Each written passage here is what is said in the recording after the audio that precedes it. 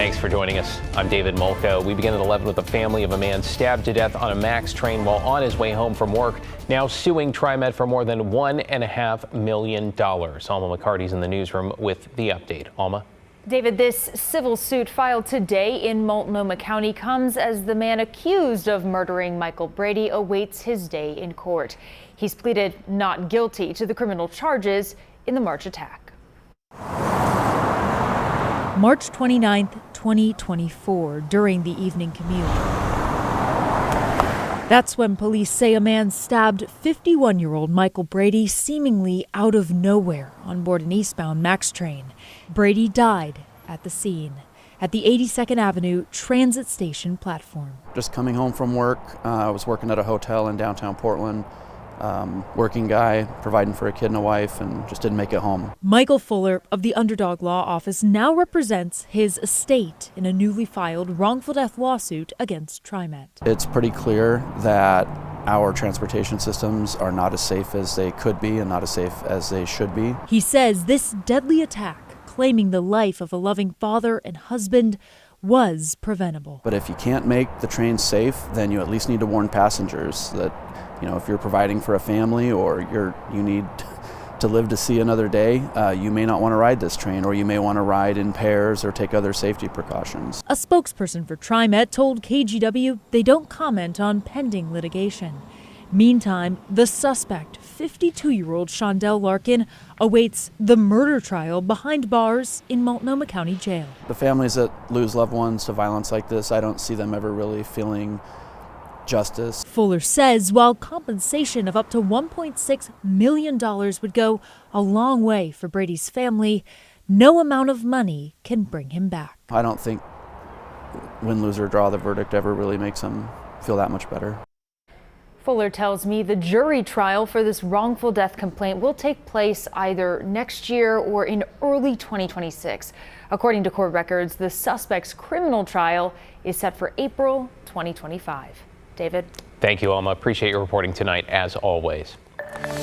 New tonight, we are learning more about the 5 members of a family who were shot and killed at a home in Fall City, east of Seattle, early Monday morning. They have now been identified as Mark and Sarah Humiston, along with 3 of their children. The suspect, our sister station King 5 reports, the couple's 15-year-old son. You're looking at video from court proceedings from today. The teenager's in custody.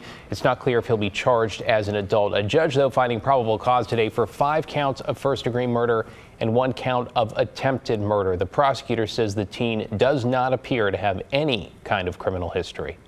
No indication that he's come to the prosecutor's office before, no previous cases, no first appearances. That's unusual to see these kinds of allegations with no previous contact with the prosecutor's office, but that's what we have here. A young girl who survived is being treated in the hospital. The court ordered the suspect to have no contact with his surviving family member. Another hearing is set for Friday.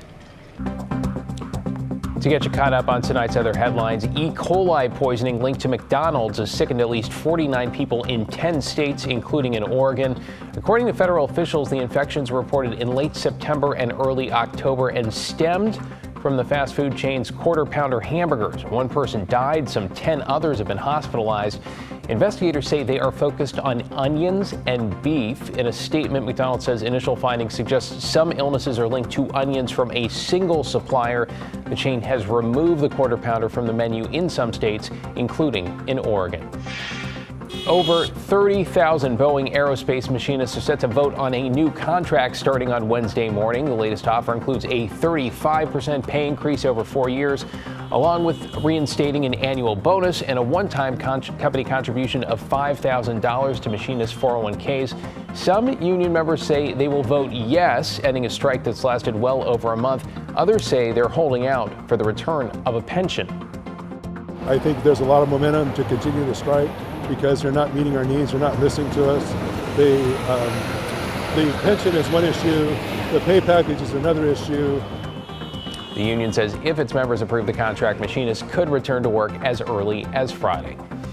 And Major League Baseball fans are mourning the loss of Dodgers phenom Fernando Valenzuela. The Mexican-born pitcher who inspired Fernando Mania and became Rookie of the Year in 1981 died tonight, the team said, at a Los Angeles hospital. Valenzuela's left his job as a commentator for the Dodgers' Spanish-language television broadcast in September without explanation.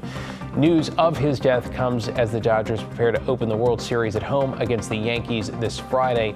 The team president describing him as one of the most influential Dodgers ever, who, quote, belongs on the Mount Rushmore of franchise heroes. Valenzuela was 63 years old. To a rough welcome now to the neighborhood for some brand new businesses in Southwest Portland that are just starting out but can't seem to catch a break. Blair Best shows us the burglary got on camera. This surveillance video shared with KGW shows the early morning break-in at Rush Bowls, a Southwest Portland smoothie shop on Jefferson Street.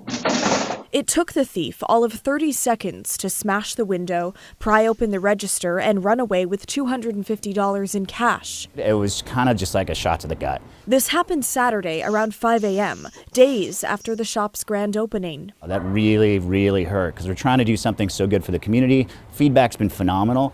And then for this Yahoo to come in and do that, it broke my spirit for a little bit. And he's not alone. Across the street, it seems like it's going to be about $1,000. Signs of another break-in welcome customers at Bold Coffee and Books, also a new addition to the Goose Hollow neighborhood. So our grand opening was this Friday, Saturday, Sunday that just passed. And Friday morning, our staff arrived to a broken window. Lucky for them, the thief left empty-handed. We knew this was a risk. You know, this is not an unheard of thing that is happening in Portland right now. From January to August of this year, Portland police data indicates there have been 2,881 burglary cases reported citywide, compared to 3,468 during the same period last year.